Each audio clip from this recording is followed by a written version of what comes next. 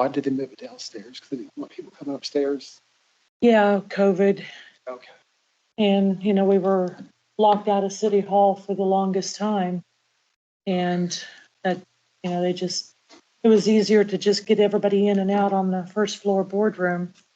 And it was big enough, you know, I mean, we had to go down there a few times because this room was too small. So it just kind of was easier.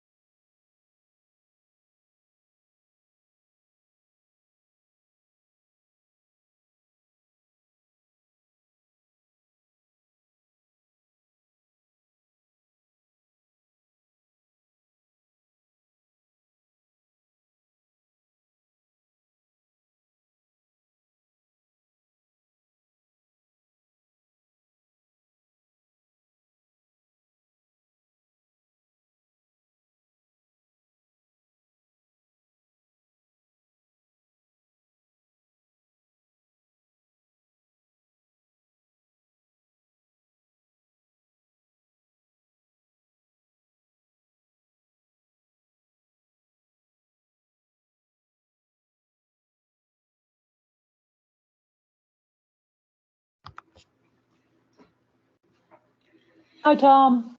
Hello, Can you hear me? I can hear you. Can you hear me?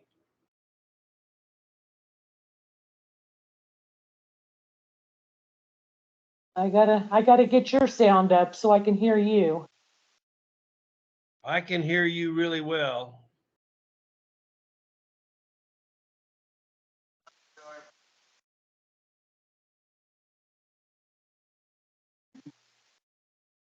Is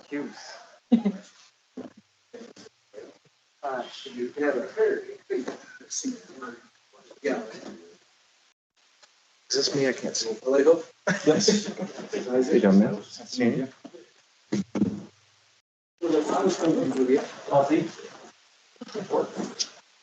Is he with us, with the department? No, he's just visiting. He's. Okay, Tom, try again, see if I can hear you. Can you hear me now? Yeah, That's barely. good show. It's coming through better. Good job, man. You want me to shout? Try one more time. You want me to shout? Was he doing an internship or something? He is a student that's interested in One more time. Parks and Recreation. Can you hear me now? Yes. Yes. Thank you. So Okay, he's down in Derby, Okay. but he wanted to see a different perspective. Okay. Hello. What's up? That's awesome. Yes. Yeah, I had to invite people to this. Yeah. I don't know if you've heard about the like drama involved with like Target and Starbucks. They like fell out immediately, so I literally had to wait in line. I actually did. Hey, how you doing? I'm not like. Yeah, how about you? It's my favorite color. And so when I heard that they were doing. Share on my stock. It's my first day. They'll bring it back. Yeah. That's these years, like, if they can. I think the transfer portal thing makes it weird, but like, if they can keep like one or two players, like these freshmen, sophomores. I won. They'll be there. It's just. I have been like putting it off. It'll take a couple years. Obviously. It's hard though, man, because some of those rosters turn over so quickly. Yeah, well, I win. yeah, it's a lot of Because it was time actually transfers specifically. already. Yeah. Like we got stash. So I went to the- There's And they sold out. 2 to 4 this year. Yeah. So, You just hit Kansas City. Yeah. Oh, I hope they stay. 7 an hour to 8. So I had 10 an hour. Yeah, when the Shockers are fun, Wichita just. It's a very long run. Not the northeast one, it was a very long run. And I was like, but then when I got to Derby, I was like, We're, so I- yeah. a lot of the programs I run, Like, I mean, I was brought on board to, okay.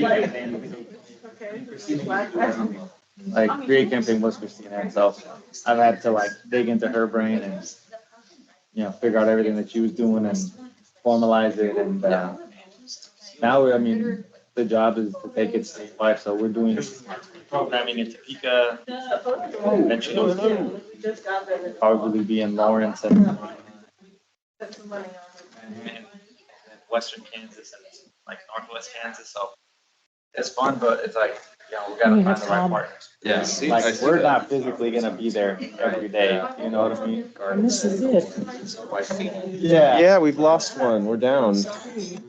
Oh, yeah. Yeah. Oh, yeah. It's kind of interesting. I kind of wish, I guess he's just waiting for JV to fill the spot. So Dalton needs to fill the cheese spot. that's true. That's true.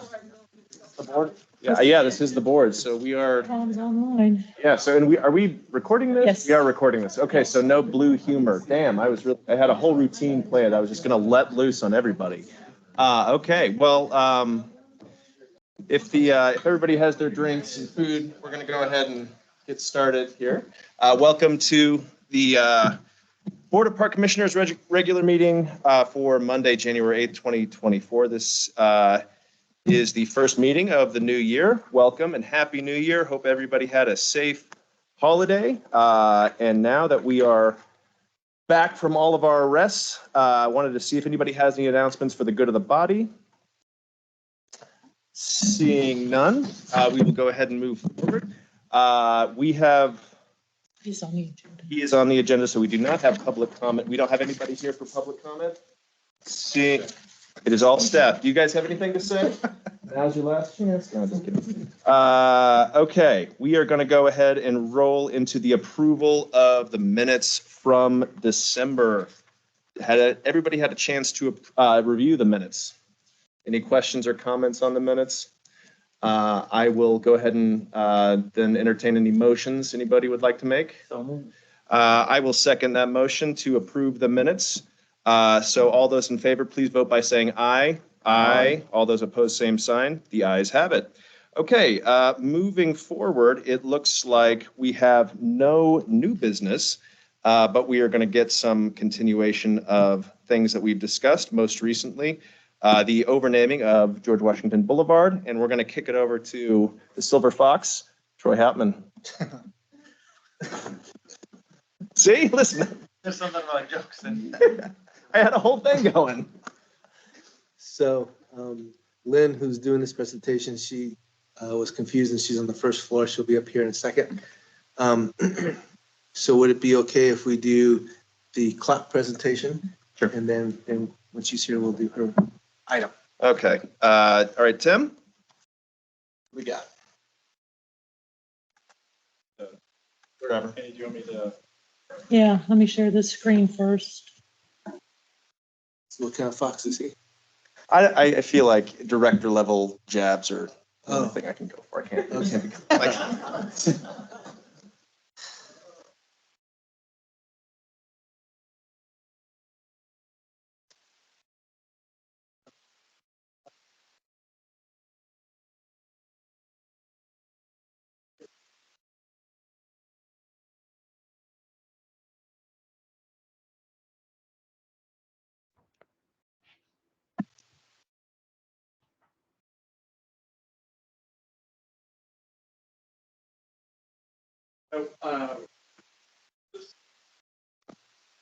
Not the first time that you all have heard about LWPAT master plan improvements. So hopefully a lot of this will be a refresher, so I won't belabor this too much, since most of this you all have already seen. But the main point for today is, for our ask, is to improve the concept for the improvements, and also provide an update on the projects. So background, as you know, used to be a golf course. Did a sustainability review on it. Decided to close it. Has been a great asset, part of the city. Lots of open space, lots of great trees. Great. Did some engagement before the pandemic and during the pandemic. Obviously, like kind of changed for everyone during the pandemic. Priorities have kind of changed. What our use on recreation, parks have changed from that. But Confluence led that master plan, and they are part of the staff for this first phase. Again, this master plan that was adopted in 2021. A lot of the surveys wanted to have open space, shade structures, as part of that were valued in the master plan. We originally heard that we want to keep natural atmosphere of the park and disturb less of the trees. Obviously, as all of us here know, tree infrastructure or tree canopy is something that that discussion has grown a lot more since this was originally approved, which master plan kind of crept in farther into the park. Some of us kind of if you wanted or what we heard from the community. So that's being addressed in this. Background, as we know, disc golf has taken off a lot there. Cross country has taken off a lot there. I know WSU wants to host their conference tournament there or meet there. They are jazzed about the park uses that they possibly have out there. Lots of walkers and runners use the park, and based on a 2022 study, saw over 25,000 people use the park in 2021 and 2022, which 25,000 is a lot. And that does not, I don't believe that, well, since that was from the report, that does include all of the folks that came out for the WSU had. So that would even grow. And again, I guess I'll back up here for a second. See in this photo, that building, same in that top photo, that clubhouse is getting used. We have a tenant in there that leases the space. Ducks owns the merchandise in there and sells out of there. We own the facility. So it's a public building. Utilize that. They use the restroom. They also have drinks and snacks and stuff there. Thing to know is that sales tax, so everything sold there, that comes back to the sales tax. Obviously, not all of it, but portion of that, so there's some money being made from utilizing that. The creek out there, it gets a ton of water. If you've been out there, it is raining, it gets filled up and it goes over the bridges, most of the bridges. It is a sight to see when it is full of water, which I'm sure it was earlier this morning. A number of the bridges have posed safety risks, and we blocked those off. One of them, this top one, has already been removed. There are a couple other ones that are safety concerns that we are working through.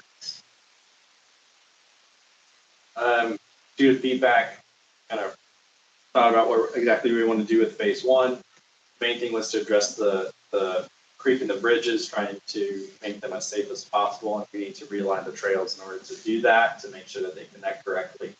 An inclusive playground, parking lot improvements, and dog park. As I mentioned earlier, Confluence, who did the master plan, is under design for phase one. We have a art consultant, artist, that part of this group. We received art funding for the project. We went to design council earlier today to get an update on the project. Went back in February to talk about the artist. Provide. So we put an RFQ for artist Osman Aiken was the one that was selected based on the committee. Osman is based out of New York, has done a lot of public work. See this one's in the public space, utilizing glass panels to collect light and manipulate light. These are in public spaces, so I do plan to ask him quite a bit more questions on how to make sure that's safe, how to make sure it doesn't break, all those things that need to be taken into consideration in public space. But we'll get to those a bit further along once we get to work. As I mentioned earlier, design improvements for the bridges, necessary creek improvements, was playground, dog park, and associated park. So an update on the bridges. We solicited bids for improvements to them, which included railings. Unfortunately, received one bid and was feeling best. So we didn't feel comfortable accepting that or going over. It was double what we were expecting. So we're working with staff, or excuse me, we were working with the consultant to figure out why that was over. But there's ways to be that. Our main priority is to address the bridges that are of the most concern and get railings on bridges. So those are the main safety priorities. We were hoping that we could get more done, but we're just going to go back and sharpen our pencils and reevaluate what we need to do to make it work. One of the concerns was that there are a number of projects going on at the same time. Some contractors didn't feel they had the crews available to work on a project. Some felt that it would do a lot more handwork because you're getting down into the creek and you need to grab and stuff like that in the creek. So that's a lot of labor time and stuff rather than machine work. One person in the machine doing work rather than going to have a couple people out there in the creek at the same time. So we're meeting with the one company that did bid on the project to try to understand a little bit more where their numbers came. Again, this is an overall project or of the map, overall map of the project. You can see where the playground is planned for up north there, and over here to the west of the dog park and the associated parking lots. Again, this is just a beginning example of kind of where we started, just kind of on a paper or on an aerial. Again, trying to have 4 different pins, 2 for large, 2 for small. We'll have one on, one off, meaning we'll have one closed, one open, to help allow the grass to try to restore itself and give it a year off. Helps make sure it doesn't become a huge muddy mess. We don't plan on manipulating the grades through here, so if you've been out there and know this area, there is quite a bit of topography in here.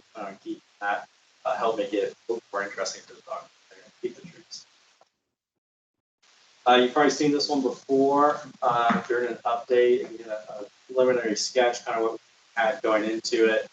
You can see trying to create a loop system around, trying to paint the playground together using berms, different shade structures, different climbing elements. You see a lot of these things continue through the design. You know, for example, like a zip line, a family slide, rock climber, a music area, things like that. There's kind of a little bit more refined version of that initial concept. You can start to see here. Again, this is facing north. That's to the right, clubhouse on the right. This image makes it a little bit easier to read than a sketch, but it's what we preliminary went off of. We took that design, went to Griffith Elementary and Colvin Elementary and got a lot of feedback from them.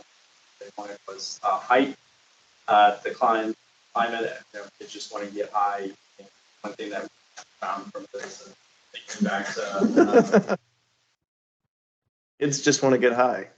It's good. yeah, I just want to get up high. I got you. What were you thinking? That's exactly what I was thinking, yes. We're on the same page. The rocket ship at Central Riverside, that's one thing I always think about. Trying to have a nice element where kids can climb the higher elevations and try to create some of those memories and experiences, try to create that sense of place around specific. Again, just going, we also went to Heart Spring and Envision local services for impaired, disabled individuals to get insight and feedback. Trying to think about this in a different way. That you actually talk to the people that work with a lot of these kids. You don't really know all the ins and outs, all the details. So that was important for us to get some sense of day-to-day things and how to make it a long-term playground that a lot of people will use. Thinking through it, you know, it's like, well, we want to make sure that kids are happy. Well, you kind of make sure that the caretakers and parents are happy too. Otherwise, they don't stay there that long. So shade was something that was important. Try and create different experiences for kids. Some kids like more activity. Some kids like to kind of be off on their own, have their own little space to, decompress a little bit after an activity. So those are things that were kept in our mind.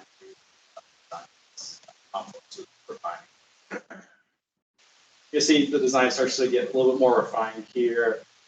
Starting to add in trees, starting to kind of refine exactly where the right spaces are for here. We have a shade structure, trying to make that something that you can have towards the front.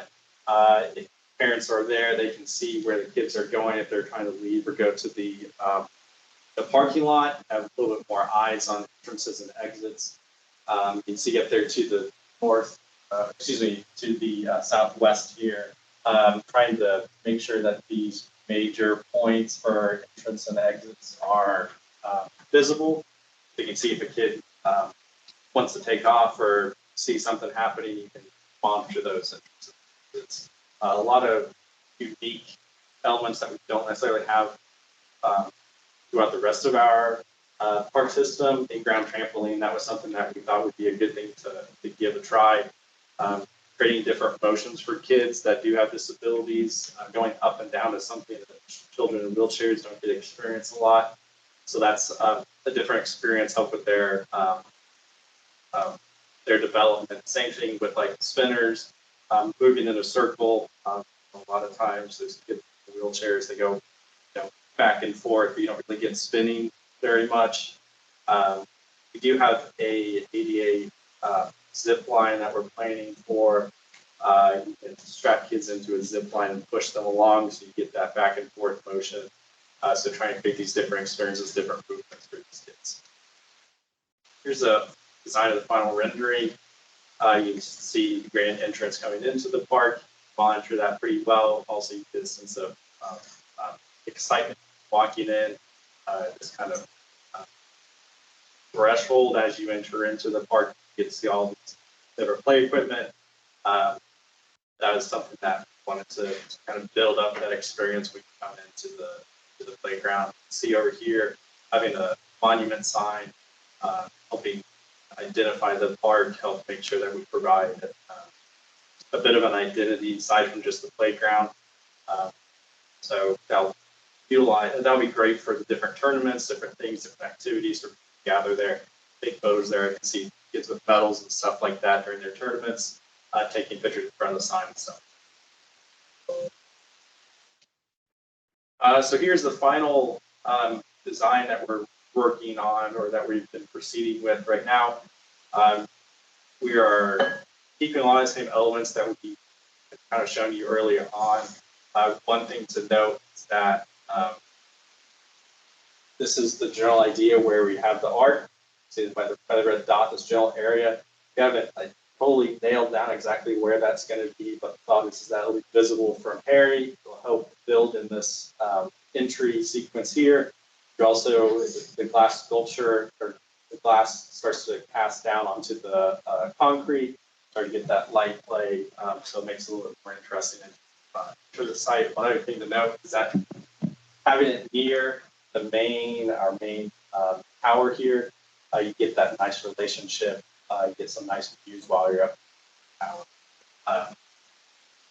You can see different pathways around, musical element down over here, as well as swings, creating that different experience from the kids here. So it can be to relax a little bit or want to just swing by yourself. You can be over here. Do have some benches that are sprinkled out through here. They're not exactly shown on this graphic, but we do have benches sprinkled out to make sure that the parents do feel comfortable. Here are the play features, just to give you more of a visual of what we're doing here. You can see a lot of different things, trying to create different experiences for kids. And one thing to know is that trying to make inclusive for as many kids as we can. So while you see this rock climber here, think, well, like, a kid with a wheelchair, maybe they can't climb up there. Trying to help make sure that this is a playground for everyone. So if maybe I have a learning disability, but I really want to climb that rock climber. These other ones, maybe they don't provide that stimulation that I really want to have. So providing different pieces for different kids with different ages and different abilities is something that we're targeting here. Again, this is the big tall DNA tower here. Plan on climbing, being able to climb up that one. One thing that I wanted to make sure that we thought about was how is it, if I'm a parent and something happens up here and I need to get my kid down, is it going to be hard to do that? I called in Missouri, I can't remember what town it was, but they're a small town in Missouri. Have one of these installed. He said that his kids absolutely love it. He can get in there. The adult can get in there. The adult can can go through there and help talk to a kid and get them down. It's not so tight that it's just you have to be under 4 feet tall to get in there. Parents can be able to get in there. Parents will be able to walk across and get over to this bridge. They can climb up here. So that's one thing that was important to think about, and one thing that we wanted to make sure that if there are these situations where a child is feeling uncomfortable, they are. Final color to be determined later.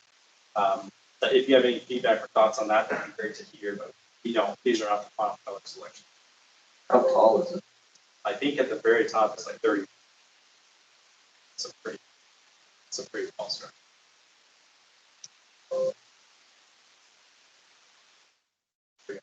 For plant mixes, one of the terms that we used in the artist RFQ was color, whimsical, trying to take that idea of color and bring it into the plant palette that we have here. You can see different colors, different textures, different grasses, different things that will move in the wind, different smells, things like that. Trying to stimulate the kids and not just a playground sense, but also an environment that the dog park feature. Again, I just kind of showed you just some lines on some paper. Again, this is a more further refined design of it. having crushed gravel around the entrances, different seating elements, ADA or accessible pathways to get through and to the dog park. One thing to know is that this parking lot here is back in, one-way back in. Great thing about one-way back ends is that it's easy to get things out of your trunk. It's easier to get strollers in and out. It's easier to get dogs in and out. It's easier to get kids' backpacks and stuff in and out. This is right next to Griffith Elementary. We're not partnered with USD 259, but we imagine that this dog park or this parking lot is going to get used by them. So we figured, while we're doing this, making it safe for the users of the dog park, which is primarily used for, but should it get used by those parents, that it is safe for kids. We worked with or discussed this with the traffic engineering department. Want to make sure that they were okay with it, and they are. That's safer to use these back-end stalls. We utilize this on 17th Street at McAdams, if you're familiar. Do League 42 fields on the north part of the park. That has been successful. Kids that have, bats and, play baseball, it's kind of cumbersome to just put a bag with a bunch of bats in the car. So having the back end has been beneficial there, and we feel that would be beneficial here. So the next steps, present design council, we did that today, artwork, that's us here. And then going to design council tomorrow. The final artwork will be taking design council at a later date for feedback. So we're not asking anything about artwork or anything like that. And we'll continue to work with the consultants to figure out a path forward with the bridge repair. And then we anticipate bidding this out if approved to plan on bidding this out in the first quarter this year. So we plan on this very quickly should it be approved.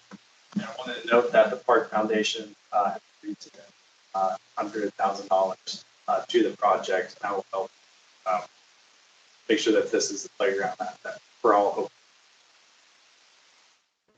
And correct action concept. Happy to stand for questions.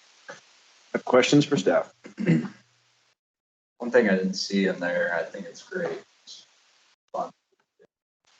Stimulate senses and the movements, and I didn't see any educational aspects or learning opportunities.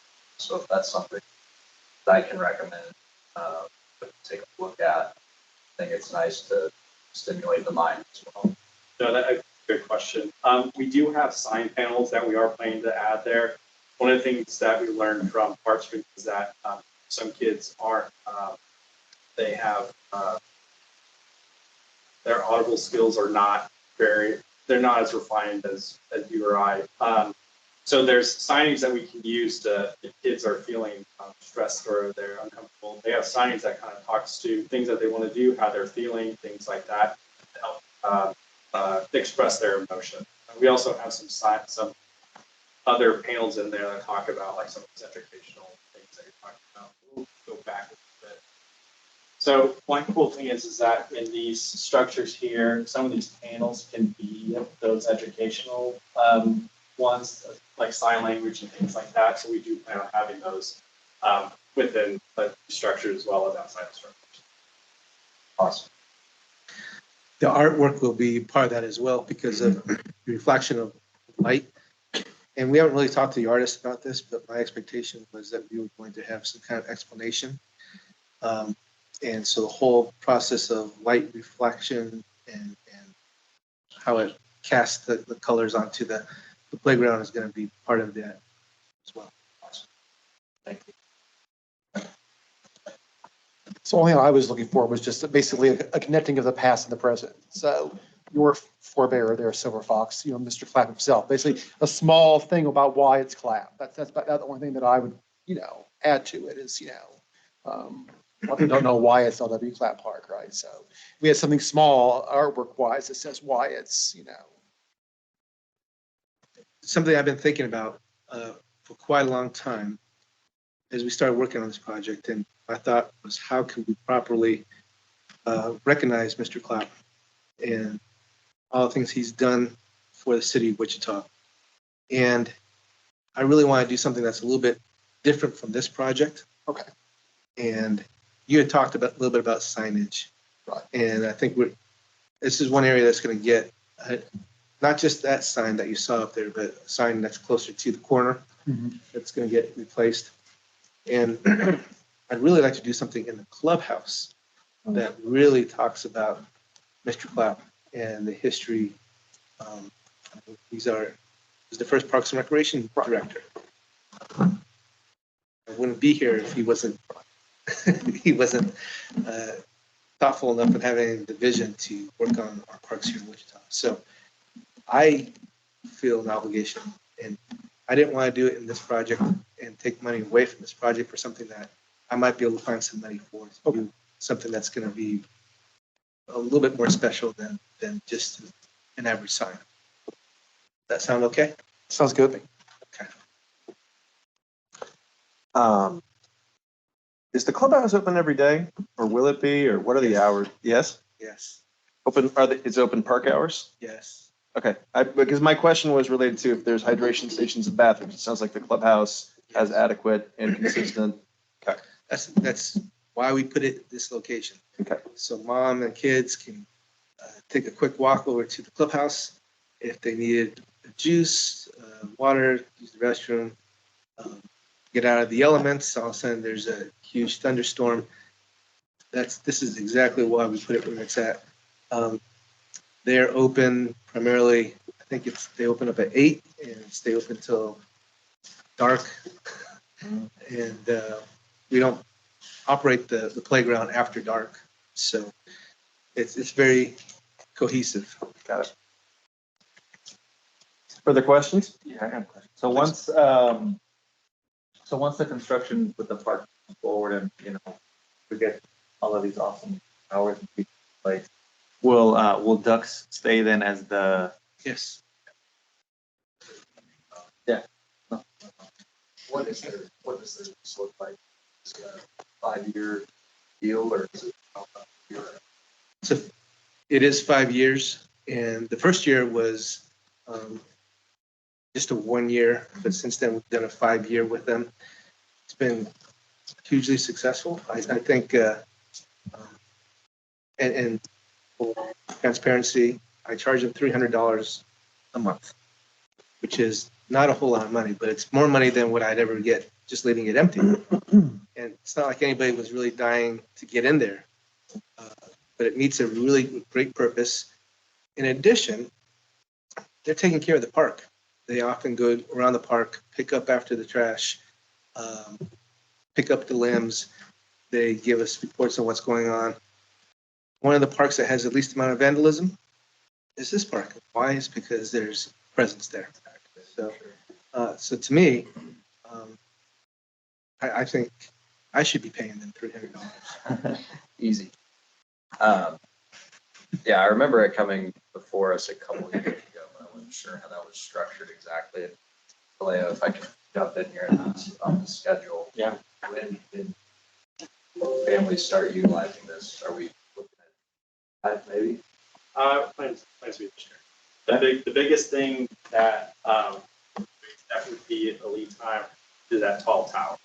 That's the biggest one. That one, I think they said, my plan is to try to get summer. That's the biggest thing we're waiting on. I think that much to go around. It's really flat site. Staging, obviously, pretty easy. Construction access, super easy.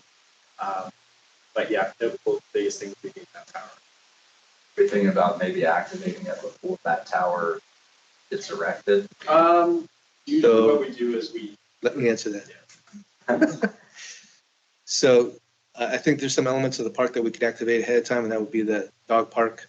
And if we have any of the bridges completed, there's no big rush or hurry for the playground. I would rather wait till it's all done and really push it off the right way. Yes, anything could be done. We could definitely have the whole playground with the exception of this, but it just would not feel right, wouldn't look right. I'd rather wait until we get it all done. And hopefully that's going to be at the end of the summer. We still have 4 months, September, October, even November, to utilize it and enjoy it and have a great ribbon cutting celebration. I got another question. Not related, well, it's related to the park, obviously, but as we were designing the space, like, it looks like there's more like cloth and elastic materials that are being used. How does that, like, and I'm sure you and the team already covered it, but how is that, is that maintenance and the cost of that? Like, is that a lot different than, you know, your traditional playground? And I don't know how we're preparing for that so that in like 10 years, right, like someone else's kid can use it. So there's a lot of rope elements here. There's a lot of, the one that's really going to be tricky is going to be the trampolines. We did not want to have your typical playground where kids are going to get bored after one visit. So this is pretty unique, and this is going to, a lot of this material is a little bit different than we normally use. The one that really just has me worried just a little bit is the trampoline. And we'll be inspecting it on a regular basis. And if that needs to be replaced, there is a replacement program for replacing that trampoline material. That's pretty much the only one I'm really worried about. Tim, I don't know if you have any other thoughts. Sure, yeah, good question. One of the things that's nice about ropes is that they're easy to get shipped in and replaced, because you really just need like a loop, right? You can take different pieces and replace them. Whereas, you know, like a giant slide, like a finish slide, that's a little bit harder to do. We feel pretty confident with the ropes, and they tend to hold up decently over time. They're not that expensive or troublesome to replace. There are some components that will, they just take a little bit more heating. They're just not your standard playground. But we've looked through the list. We're comfortable with the. We're using a couple different vendors on this, and we're comfortable with those vendors. We do have a good track record with some. Well, not all of them, but one of them specifically is LSI. Some of the playgrounds that we're replacing and have replaced because they're 30 years old. So, you know, a lot of them are pretty easy to repair and replace should there be an issue. Pretty comfortable. One last comment on your question is we have definitely the best in the state, if not some of the best in the country of staff that maintains playgrounds. And they've looked at this. Of course, there's always objection to something that's different and new, but we wouldn't be going down this if our staff didn't feel comfortable and confident that we can maintain it. Oh, absolutely. Oh, thank you. Yeah, I was just curious, and I don't know, maybe this is something that we can work with the Park Foundation on in the future. Oh, maintenance fund. Yeah, there's a lot of different things. Yeah. There's a lot of different needs. Oh, y'all did great with it. Any further questions, Tom? Hearing none. Any other comments anybody would like to make? No? Okay, well then I'll entertain a motion from Philip since this item does reside in District 3, if you're so inclined. Do that, yes. What do we call this now again? Help me here. What's the best language on I would this? just say that the CLAP project, which includes Okay, an inclusive playground, dog park, and upgrades to. make a motion to accept the proposal as for Clap Park as presented today in the meeting. How about that? That work? I will second that. Motion has been made and seconded. All those in favor, please vote by saying aye. Aye. All those opposed, same sign. The ayes have it. Okay, thank you very much. We'll go back to item 1. All right. The overnaming of George Washington Boulevard discussion. Yes. So we have Lynn here. She's going to help us with. Oh, sorry. Tom, I'm so sorry. Did not see your hand raised. I'm so sorry. Can we unmute him? I'm here. I agree. Oh, okay, good. Thank you. Unanimous. I have Lynn here to talk about this topic. As you recall, last month, we wanted to present the idea of the overnaming that would support the Aviation Museum. And so I think there's been some discussion with the DAB and some other folks that have supported this. And so not sure if there's more information you guys want, if Lynn wants to provide any more information, or if you guys feel comfortable with the task that was given to the park board to make the recommendations of the overnaming of this particular boulevard.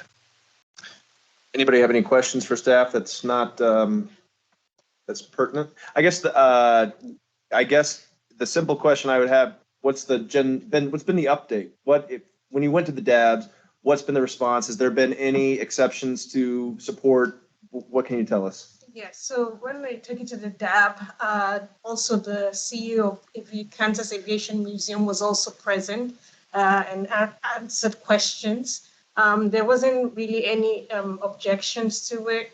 They accepted it, but there were some questions asked, like who would bear the cost and what would the signage look like? And these were like the main questions. But they were fine with the idea.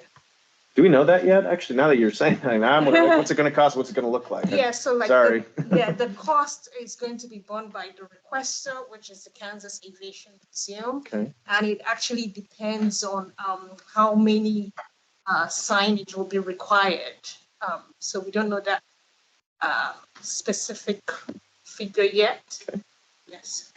So the cost isn't borne by the city, it's going to be No. borne by the museum. Great. Yeah. They'll use our standard signage, which we have a standard for that already. So nothing unusual about that. I would be curious, since we're the naming convention or whatever, where we are, but when they get it done, though, I like to see whatever they're gonna, do in another meeting or whatever else. So if you guys make the motion and support it today, the next step would be for us to take it to council. And I would imagine that we could get a mock-up of maybe what it's going to look like, especially because the media is going to want to see it. And that way we can get that information out. What is the full name again? Is it, please? Yes, so right now it's George Washington Boulevard, and we want an overnaming of Air Capital Boulevard. Air Capital Boulevard. Yes. So it's just going to be a signage on the actual George Washington Boulevard. Any further questions? Tom, questions, comments? Okay. Well, seeing none, and seeing that this item yet again resides in District 3, I'll entertain a motion. Philip, if you'd like to make one. I'll make a motion that we recommend to council for the overnaming of the overlay of George Washington Boulevard to Capitol Boulevard. Very good. I will second that motion. Motion has been made and seconded. All those in favor, please vote by saying aye. Aye. All those opposed, same sign. The ayes have it. Okay. Thank you very much. Really appreciate the update. Sure, thank you. Getting stuff done. We have lots of fun up here. Hang out if you don't want to. But you could if you.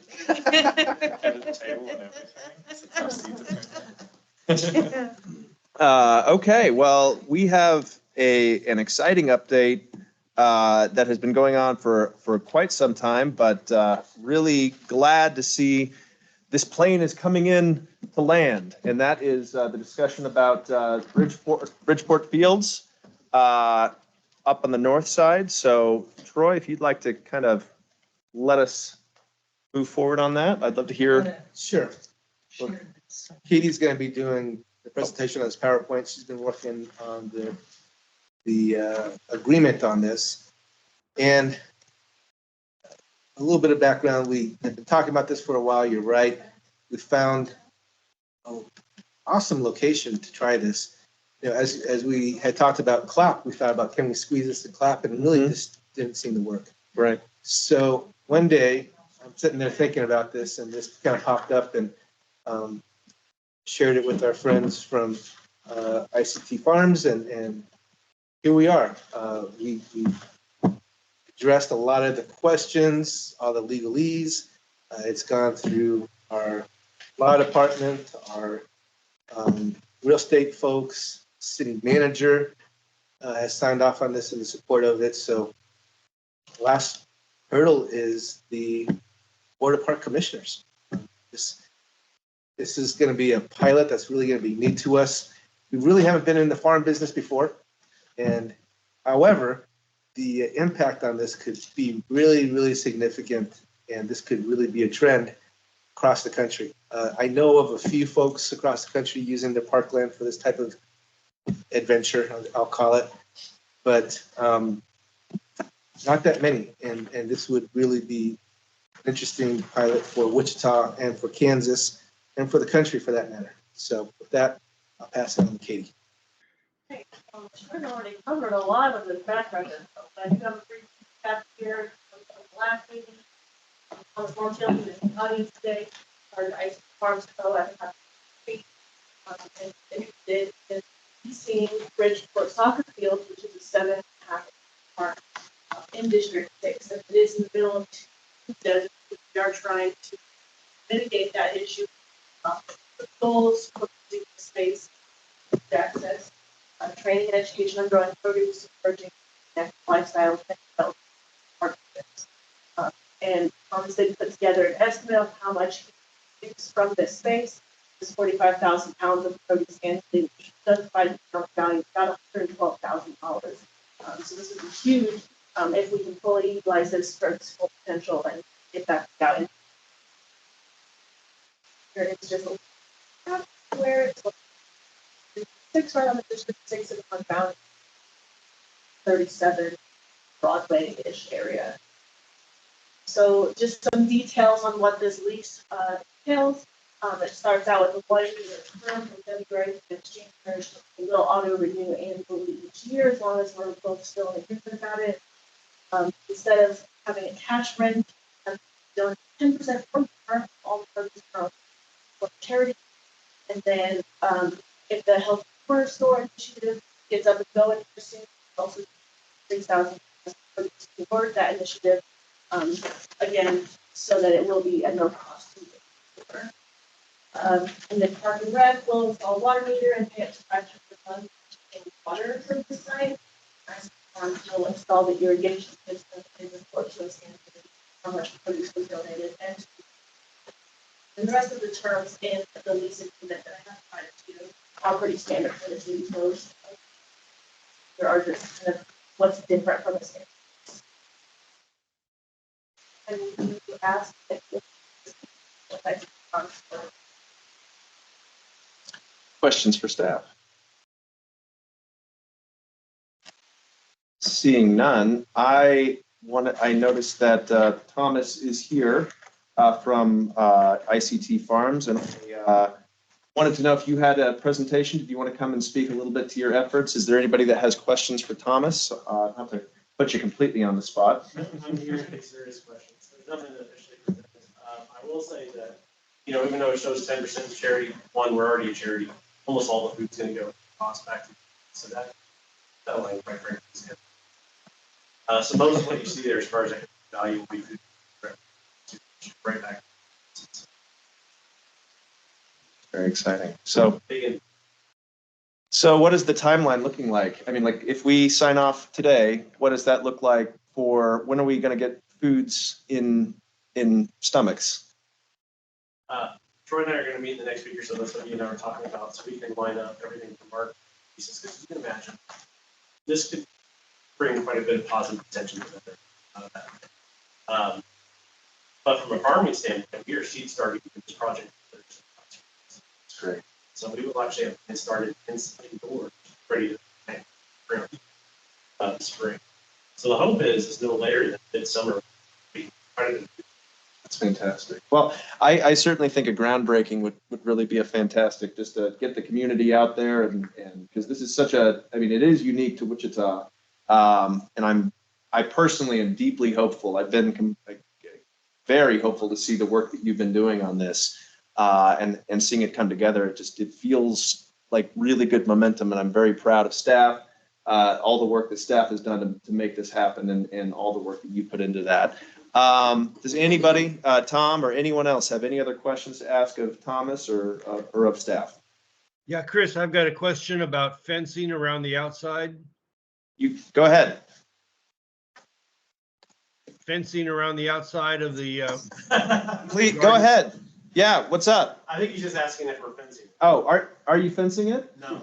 No. The location is actually is not in a neighborhood residential area. It's in an industrial area.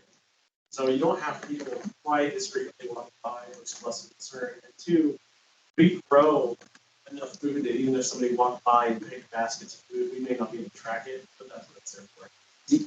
You hear that? Yeah, I did. And I'm partly concerned about deer and other critters that may also wander through. We'll be okay. He's gonna be sitting out there with a shotgun. Protein So- count. So let me help a little bit with that as well. As Thomas had mentioned, Deer jerky. it's very, very industrial. I'd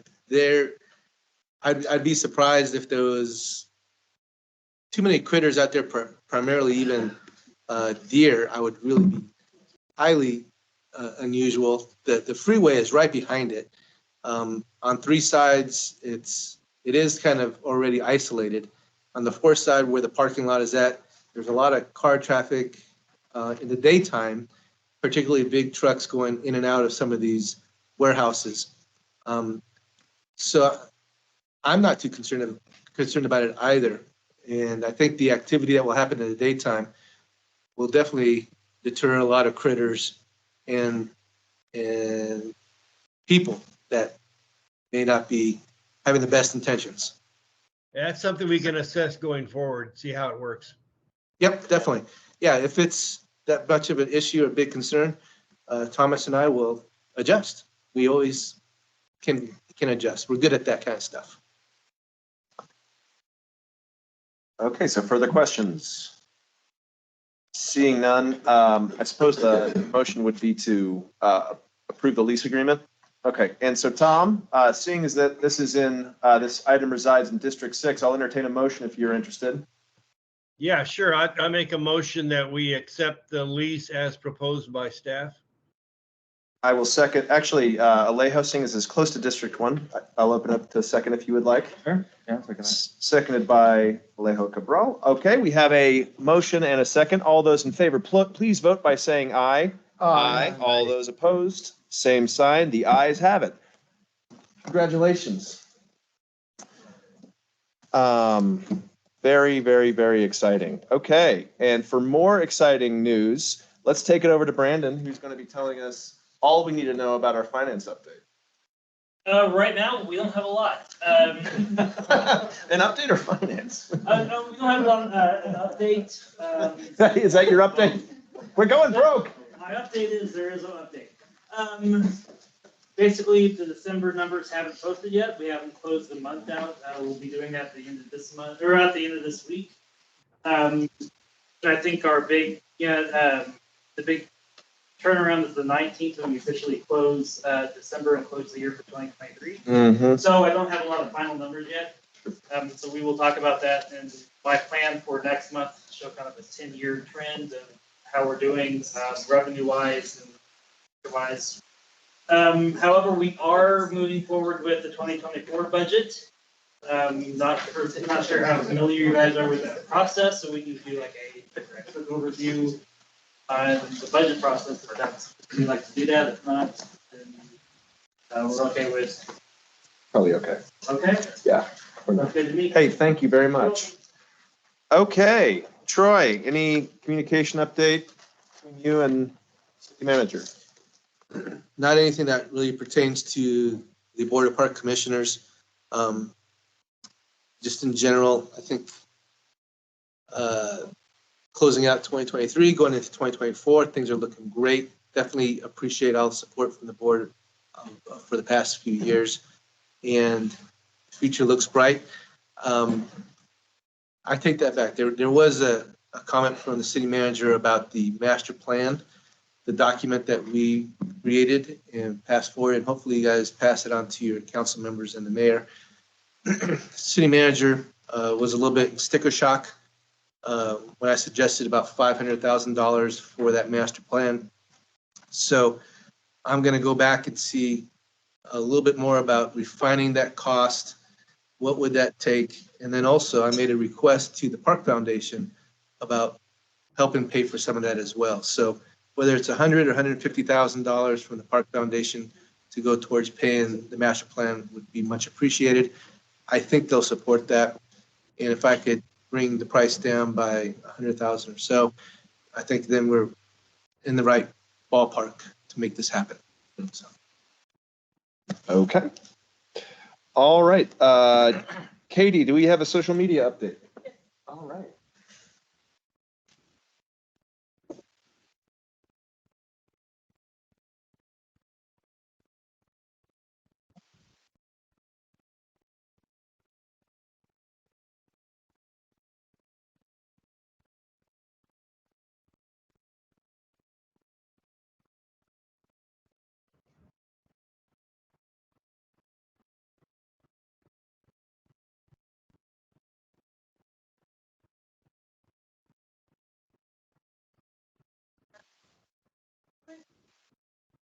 For follower count, again, not a ton of changes to this. Not happening, but we still on that part. I have a brief overview of our growth overall in 2023. So this shows all the lights on the columns, our main pages, with MasterCard being the big winner this year, the 34% growth. And then that was like Instagram grew the most over 2023. Last year was the winner for Facebook still.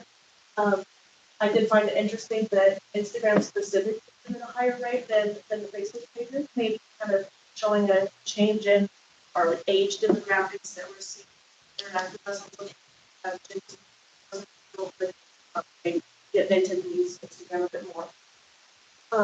So that this is just our total increases for disclaimer again. We are comparing all first the likes on Facebook, but the rough percentages stay the same. So for the Wichita Park and Recreation Space, Winter Wonderland was a big topic discussion over December. This main post on December 7th about Winter Wonderland did reach 192,000 people out of a total 240 for the entire page. So it was pretty much, that was the bulk of our engagement for December. And then the next highest post on this page was only 8,900. So it really shows that everyone was really interacting with this. We have 350 shares, 500 reactions, 151 comments on this. You'll see a theme here. Everything is kind of holiday related. December. So the Watson Park top was about the Santa and the park event, which made up for the train being down a lot of the month. This reached 34, 14 shares. So it was fair militant event. Winter Wonderland again for Napster Park. This particular post announced the date change due to weather, the high wind condition. It wasn't over today, but it was still very well attended. This post was shared 19 times, clicked through to the website 36 times. And then golf, Wichita's top golf was a staff highlight from the Auburn Hills Holiday Open House.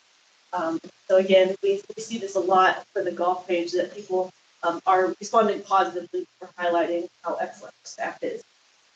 And then another, I always want to also highlight that Golf Wichita's next highest post, almost kind of tied, was announcing scholarships from the Junior Golf Foundation. I'll stand for any questions. Questions for staff? Seeing none. Thank you very much, Katie. Okay, Reggie, what news of recreation?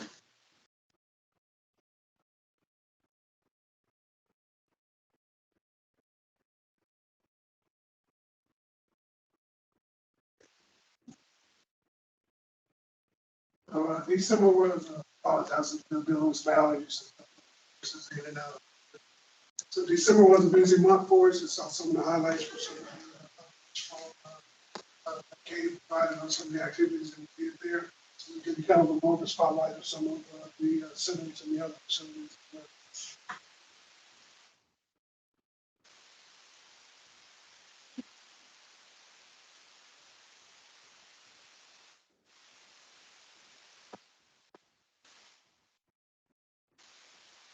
So we already started talking about aquatics.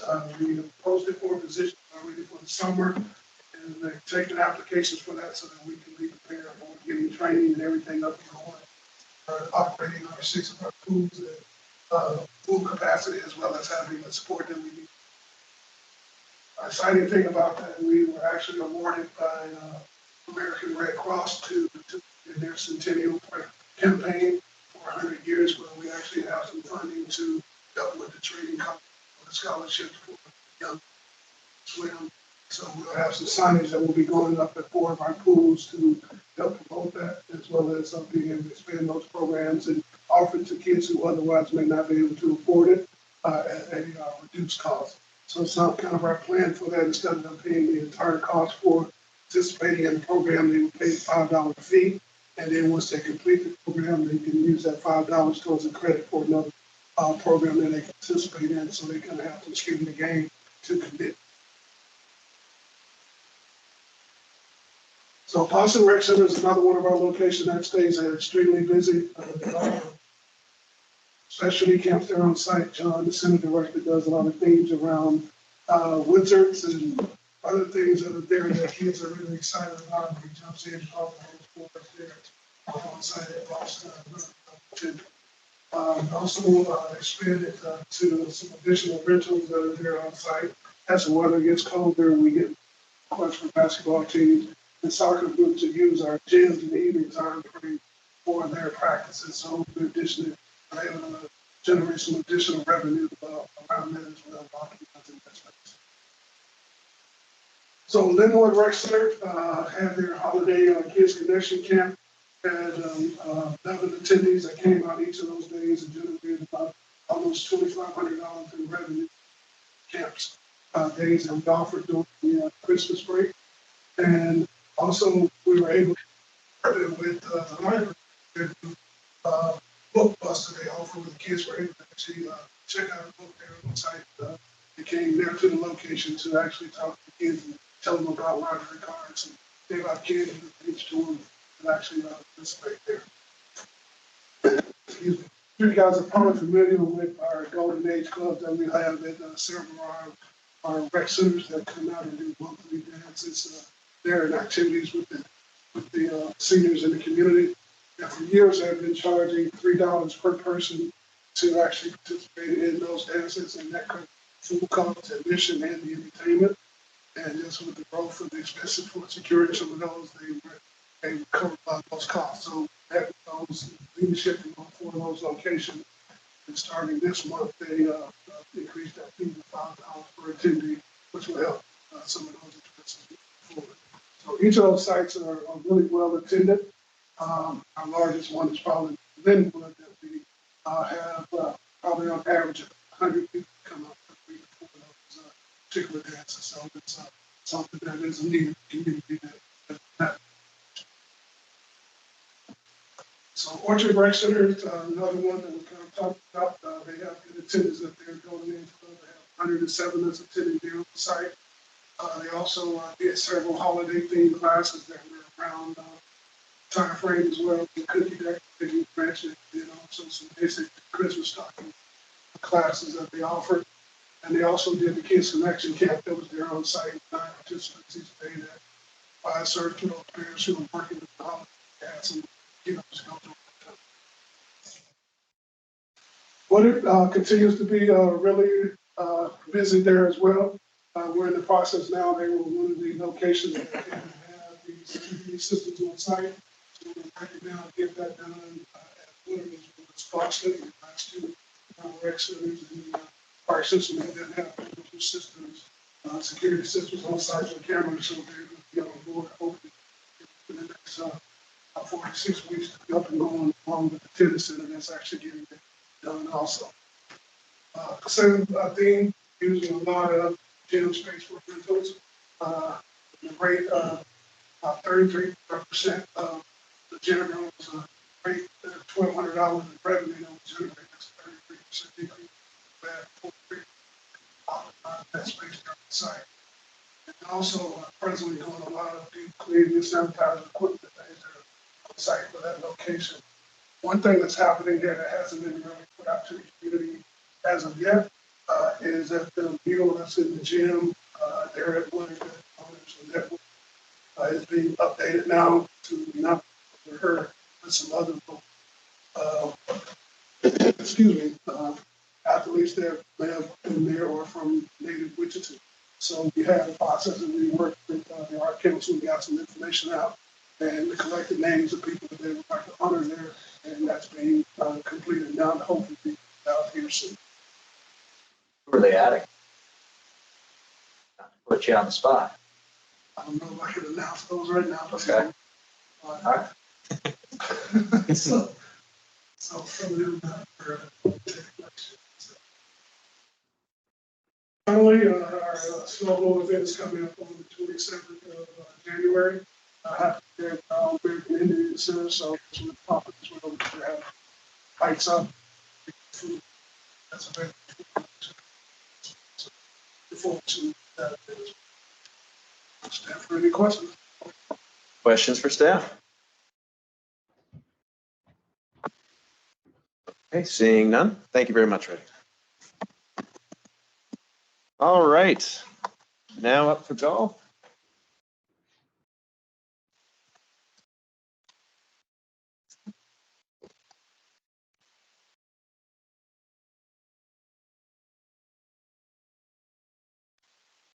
Start out with numbers as usual. This month was fun because it shows the full year compared to last year. So total rounds, we were out a little over 14,000 last year. Again, 174,000 last year. There's also some tournament rounds that are not included in this that I don't want to have through the system this year, which we have that fixed for 2024. But so I think it's going to be the one that's 190,000 rounds. So that's I don't know how we're going to go up from there, but we'll try. Looking at December alone, we were up about 800 rounds. Last year, through Christmas, it's really, really cold, so that's a big reason for that. In January instead of December like we did last year, so all in all, that time of year. Cart rentals, almost $1,000, about 6%. So, parts here, that should increase. Food and beverage numbers, again, we were hoping to have the food and beverage areas done prior to now. Starting 10. So next Wednesday, and then back right behind it, should increase it. That we're still mad at 8% increase. $50,000 increase in food. Numbers on the right, cost per round. Last year we were, I want to say, total right at $3 an hour or $3 per customer when I started. So it went up a little bit. It takes place.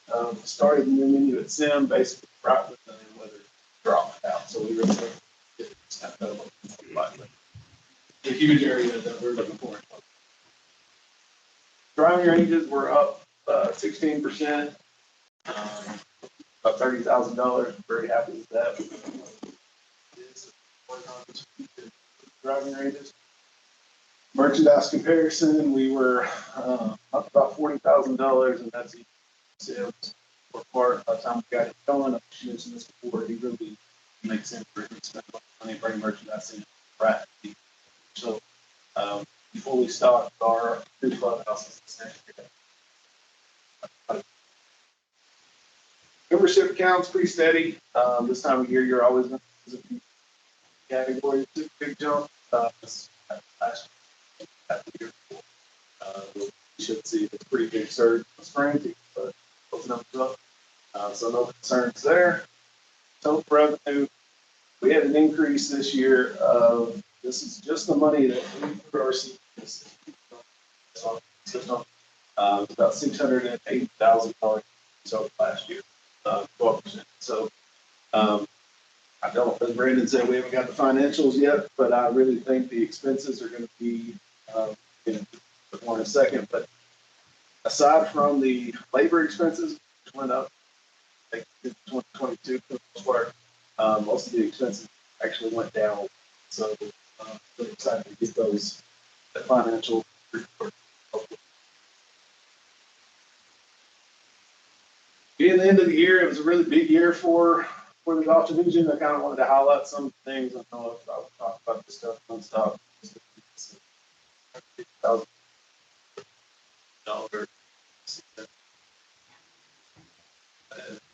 But, yeah, $1,000 increase over last year on the revenue side. Rounds were up 14,000. A lot of the things that we did this year, it seems like it was just wait all year. At the end of the year, we go back and look at everything. I'm pretty proud of what we were able to get done this year. We got a lot more things coming for 24, but we've had golf carts this year. All the clubhouses were renovated. We bought over $400,000 in maintenance equipment, on range balls. Spent over $300,000 in irrigation repair. This is the one that wasn't up here, but the things that we replaced were pumps, wells, the platforms that the pumps sit on. So things that going forward should stay in place for a while. We added the golf simulator. I can tell you that thing is a hit. I was there last night at 9 o'clock. That's the only time I could get in there. So apparently I put it there for everybody else. Creation of the golf board. January will mark 1 year for the golf board. Everything was good. New events and rentals. We added several new outside events, and then we had several new events that we put on ourselves as well. So double those this year. 24 in place. First of the year, the assistants, we only had 2, and they were going back and forth with courses. Structured that. A full-time assistant created courses. And, with the help of Brandon and the finance team, we've got kind of a new project funding process that's in place that allows us a little flexibility. So I think that's really going to help give us that flexibility to do the projects and be a little more efficient about how we can get things done. So I'm pretty excited about that. Let's say the labor is up due to the vacant positions, but take the labor out and everything else of what I can tell. I haven't seen the final shot. Should be actually happy with that. And then just a quick kind of preview of what we're looking to do this year. We've got car path repair that we plan on having done by spring. We start on Monday. The bathrooms at MAC that are horrible, they're going to have on renovation there. That should take about 2 weeks. Kitchen function at Tex and MAC starting to well. Those should take a week. It should be by middle of March. We've got private range improvements. We have a meeting tomorrow. We're going to really get into ideas and make sense on those. New events. We've got a huge 2-day couples tournament and after party notice. ICT Cup. It's an event I want to do. Each sports is going to put together a team that will consist of men and senior golfers. So all the teams and back have a team. Auburn have a team, so forth, and have a Ryder Cup style. See, it gets the ICT Cup. Should be pretty fun. Golf or something. Try to work towards making that team throughout the year. Of course, continues focus on customer service. As I said, I don't know how ad rounds, so our goal now is to make sure we experience that all 90,000 get a big amount. That's an offer. And then Junior Golf Day had this planned last year, and it's been 11 degrees that day, so if it takes degrees, I think I'm almost being literal. So we're going to do that again this year. That also kind of works out because the Wichita Junior Golf Foundation, this is their 50th anniversary this year. So kind of couple that and have a celebration. So, all exciting stuff, and I'll answer any questions.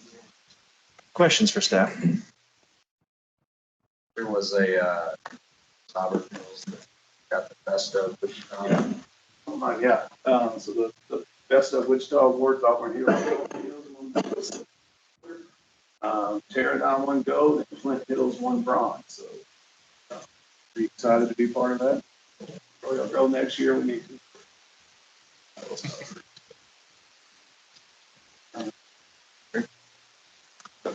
All right, thank you very much. Appreciate it.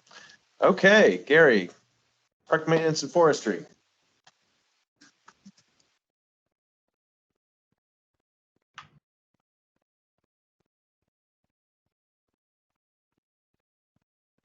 So December was kind of a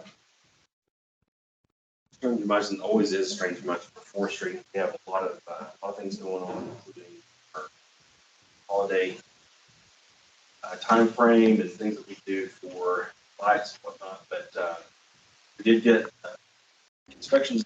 I'm running behind on inspections, keeping up with requests that come in terms of getting out there and inspecting things. So that's good. Stay on top of that. We did crews, removals we're trying to stay on top of, still trying to whittle away at the backlog that exists there. We had fewer emergency responses last month, which helps us get something done. We were shifting into a focus on D&B tree planting for like correct. So received most of our trees through late November, early December, and started planting those in December. So I did a quick look back with our Bolingboro lab tree planting for December of last year, and had 0 planted last December. So I think this is a great step up from what we had last year. I think we identified several opportunities for some efficiencies. So pretty proud of that. Of course, we keep up our lucidity, our system. Knuckle booms were up this session, so this past month we had quite a bit more operations through our knuckle boom that helps keep our golf courses clean because they free quite a bit of debris. We're able to service that regularly this last month. We still have one of our graphic saw trucks down. It's been the case for a while. January, it's going to be more tree planting. The tree contract is in full swing. Contractor took a little bit of a break around the Christmas holiday, and they are back to it. We have special projects and scope duties that we have to take care of. By the end of January, I'm expecting to have a stump grinding contract on the streets for bid. So we did that last year. It worked out really well. Construction and special projects. These crew stays really busy. The game tables at Murdoch and Paramount were completed. Signs at Park installed. Bollards at the Bridgeport soccer facility were repaired, installed. A lot of graffiti removed. Talked to Brett about what a bollard sleeve is at Pony Prairie. I know what a bollard sleeve is, but I'm going to have that figured out. And then at the shop, they did some reconfiguration to improve efficiencies there.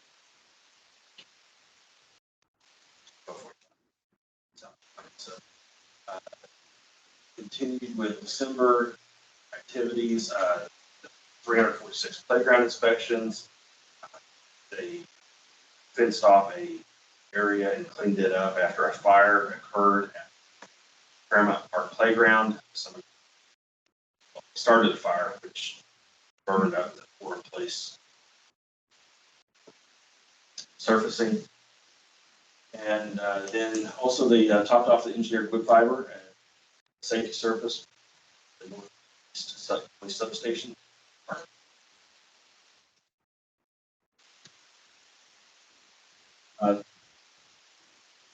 Park construction helped forestry with the placement of snowflakes, part of the Winter Wonderland display at National Park.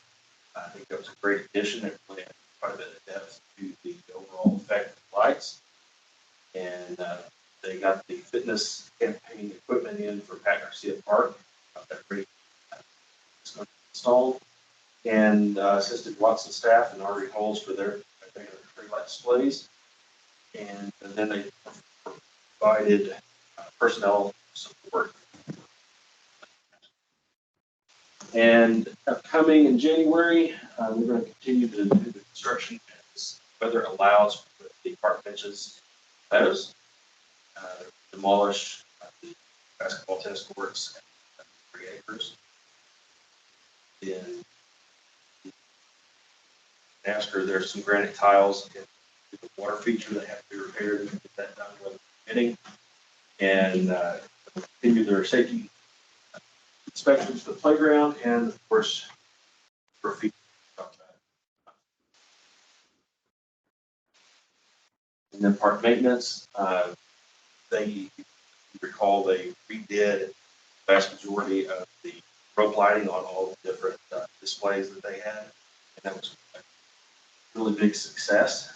So right now, even probably as we speak, those displays are down for the season.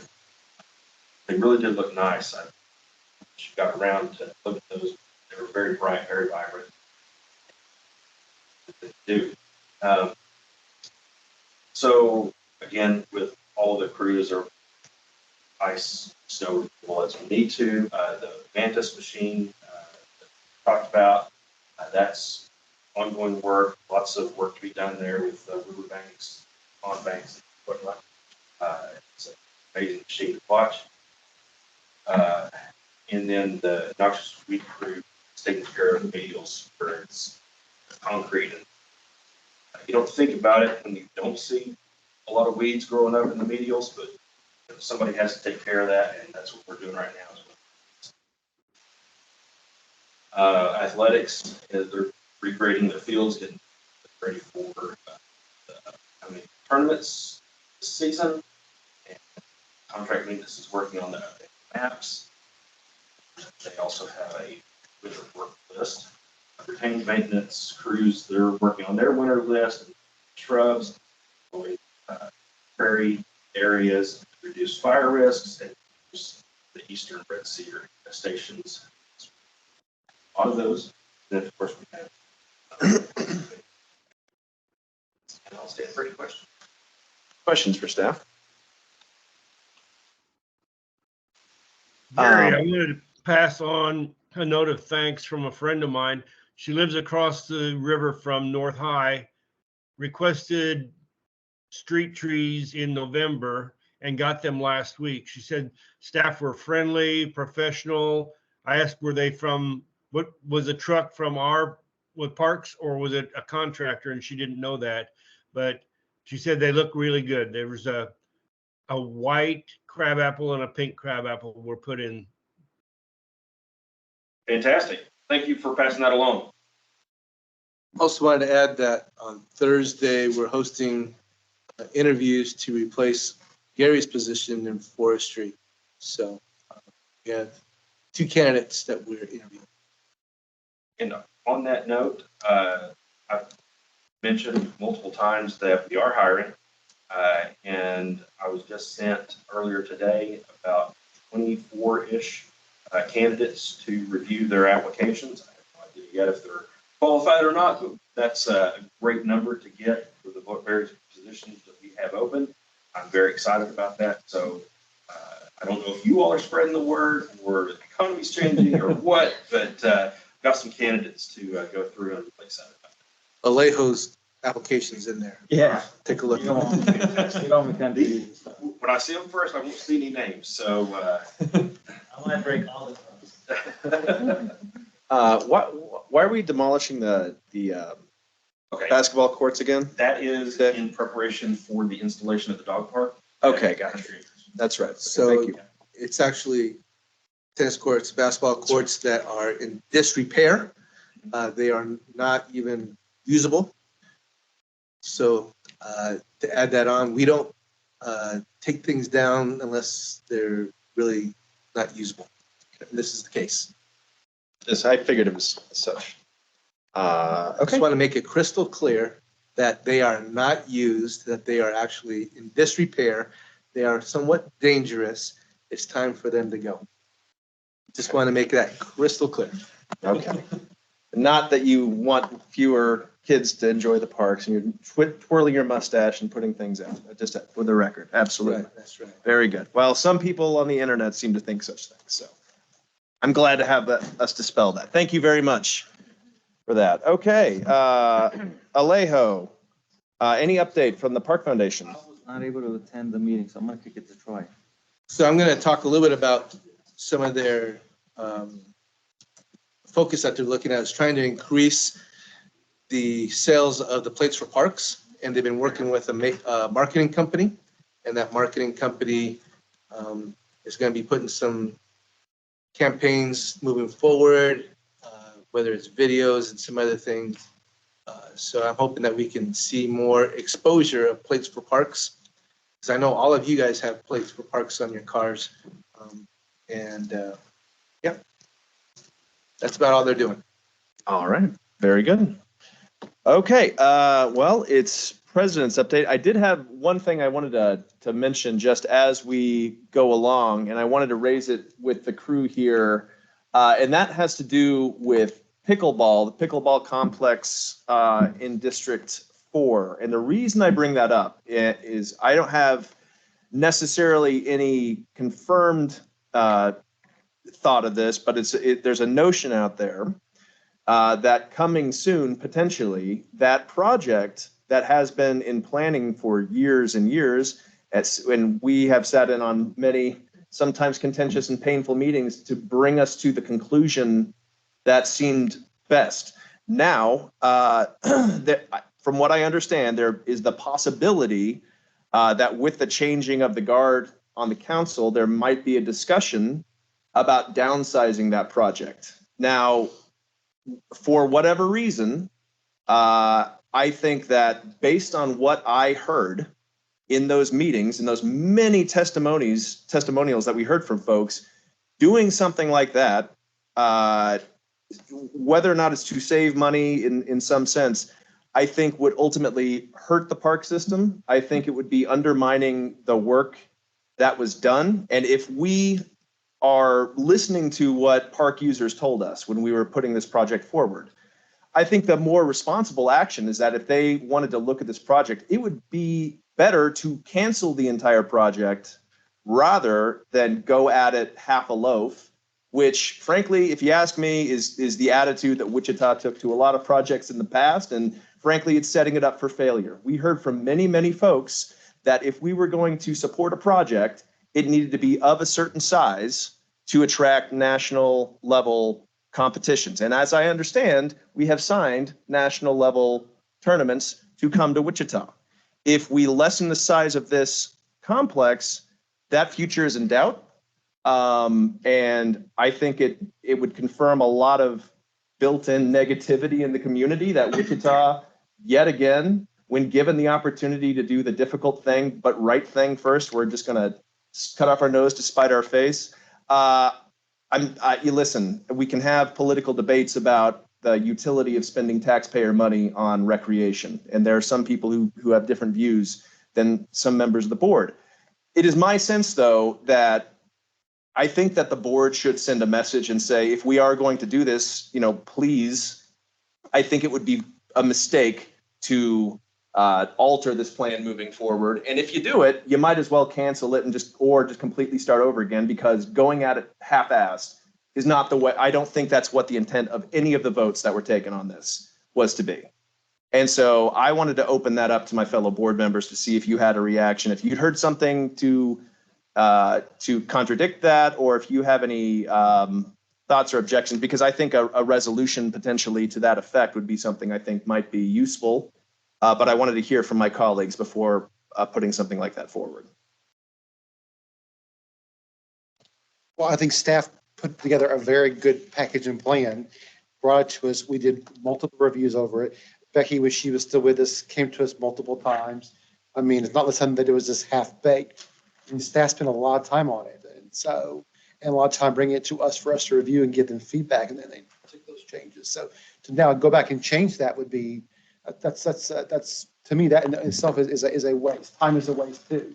So, and that's not what we gave, what was asked for. So I'm hoping that's not the case. That's just more of a hearsay because that's disheartening and discrediting to all the work that's been done. So, I mean, you have my support. We passed it in this board to give it back to council.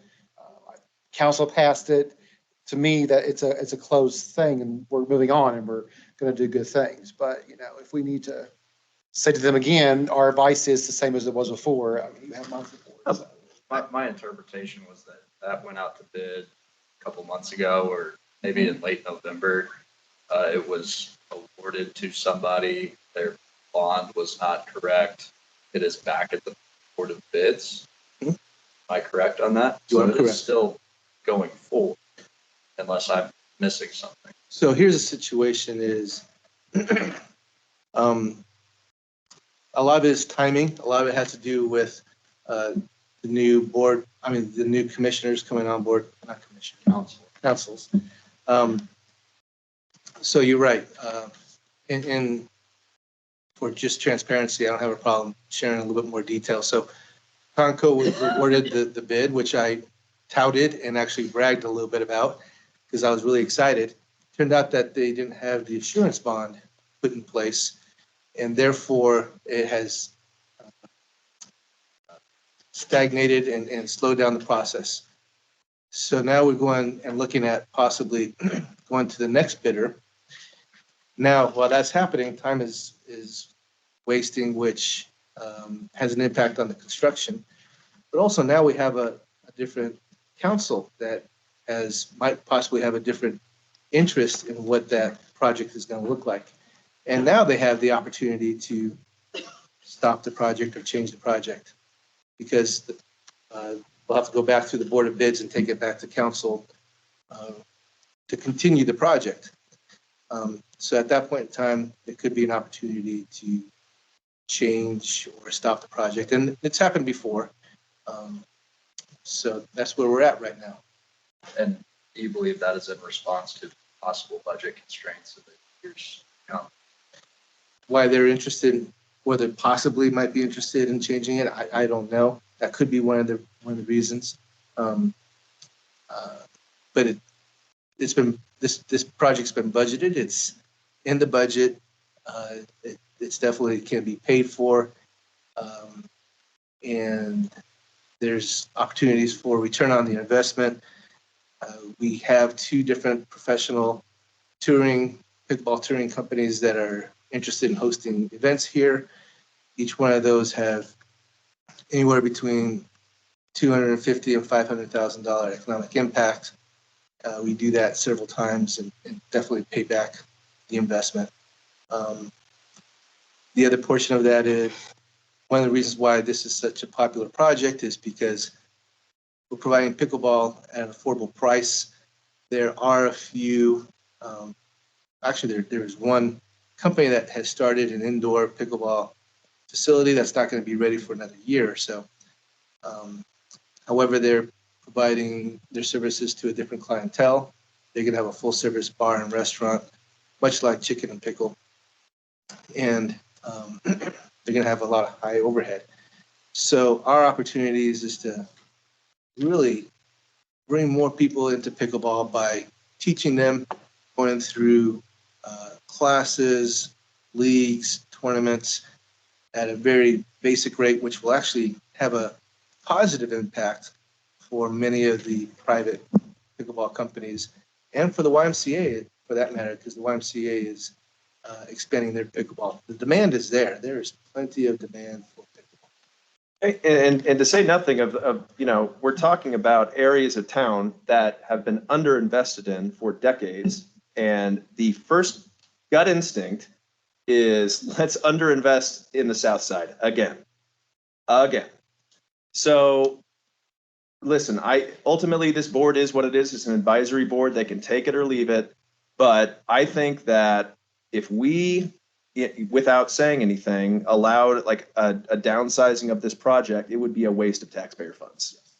We would be wasting everyone's time and money to build, again, this is a throwback to the 90s when we have grand plans that get sold to us and we get a bill of goods.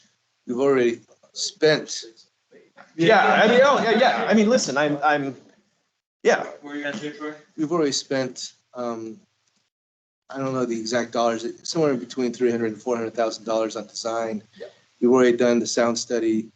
We've done everything other than start the construction. I mean, we were on the 1 foot line to get this started.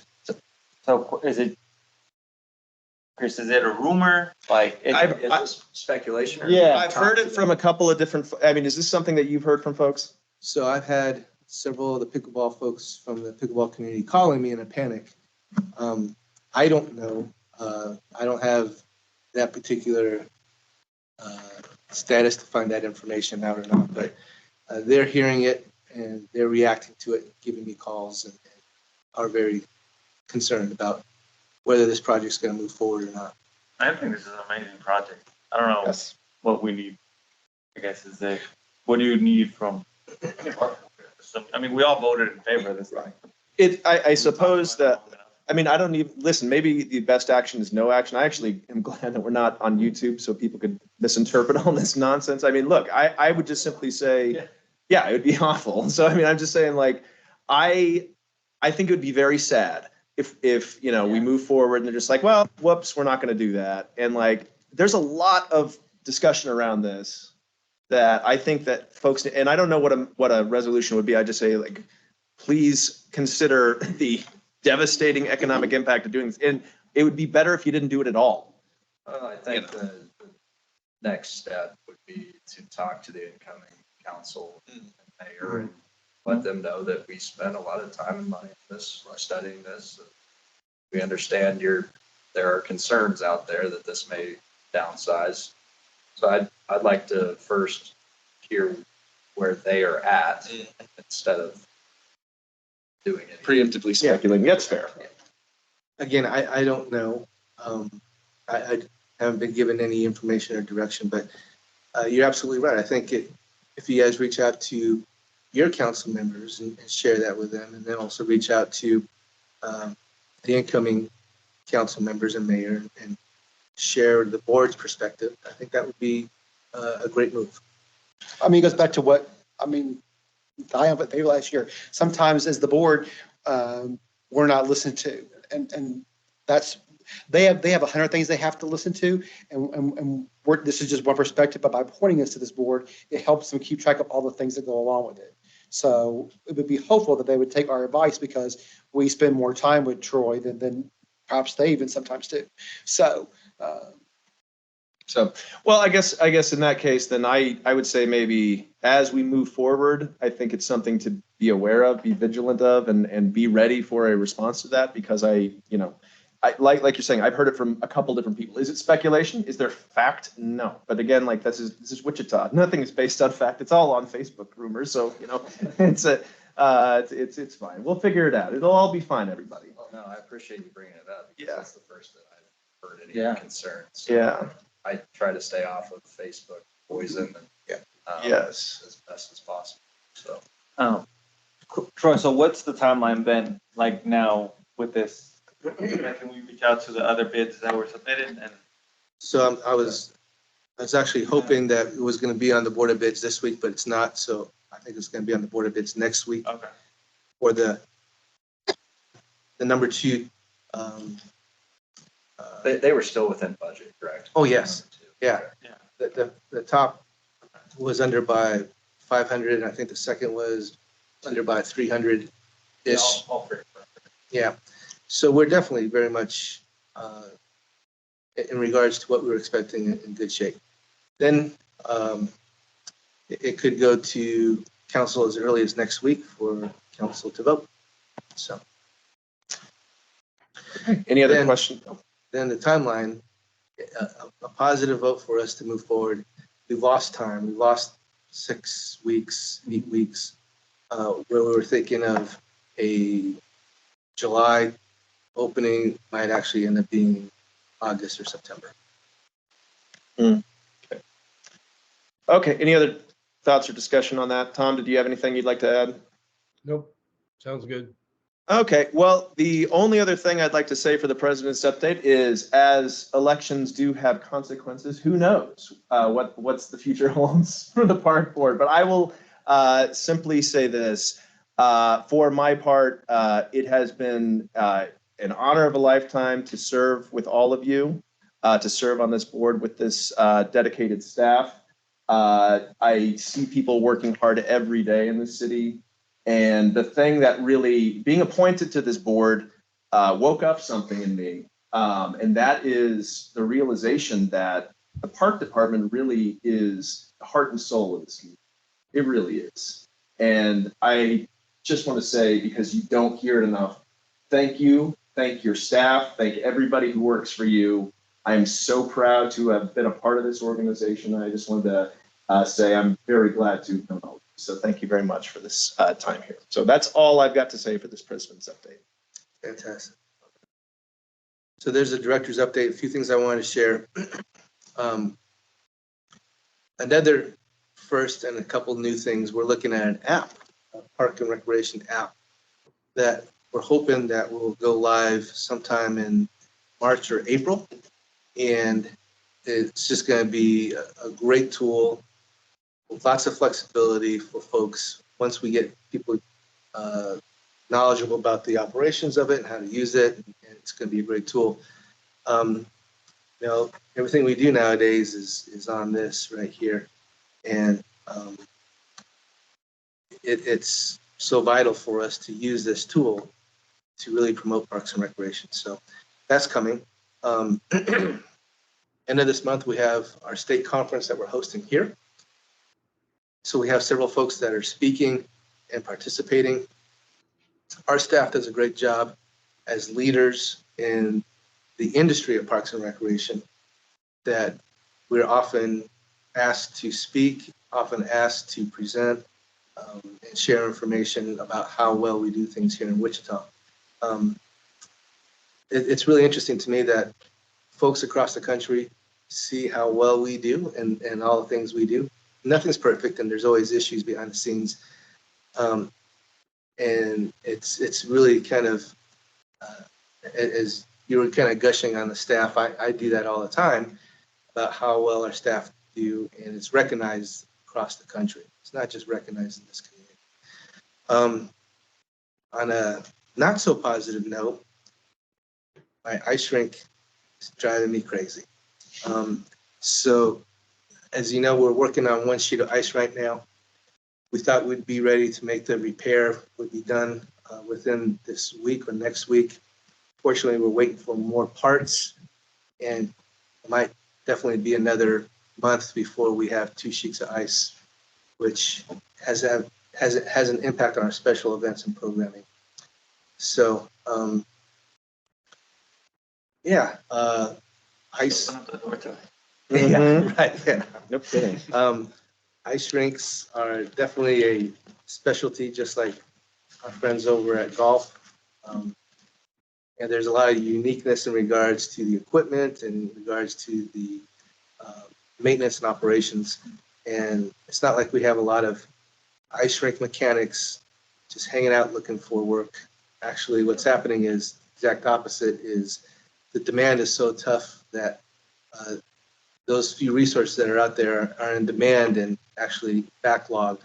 So that's kind of what happened in this situation. But once it gets opened, I'm expecting really, really big things. Just wanted to give you guys that update. Okay. All right. Does anybody have any other further questions or comments for the public? What's that? I wanted to make a teaser post about the agreement being signed without telling anybody anything. So I think council members, staff will be part of itself. Just kind of a fun way of record keeping the date for us. So before everybody gets up, throw it out. Take a picture. Yeah, let's do that.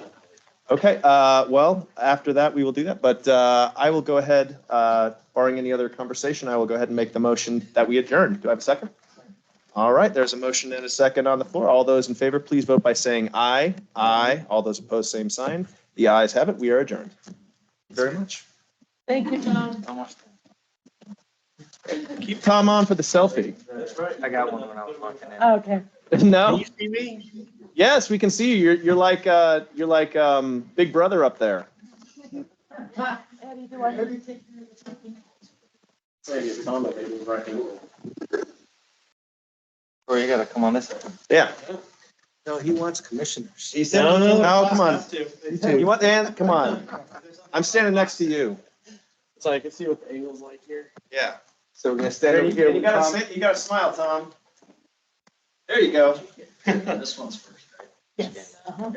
Are you wanting in it or no? No, Okay, then I will scoot on farther on this side. I was gonna say, I'll. Reggie, get you gonna sneak on this? I know you and I have our meeting in like a week. All right. Uh-oh. Somebody's trying to call me at the same time. Hang up. All right, 3, 2, 1, let me see. Only one of my daughters. All right. All right, thank you guys so much for that. That's awesome. Thank you, Tom. Yeah, Next, next time in person. Assuming you want to email, so I can include your scheduling staff and stuff on there to get a date together. Oh, I need that one. Stickers. I, And, Yes.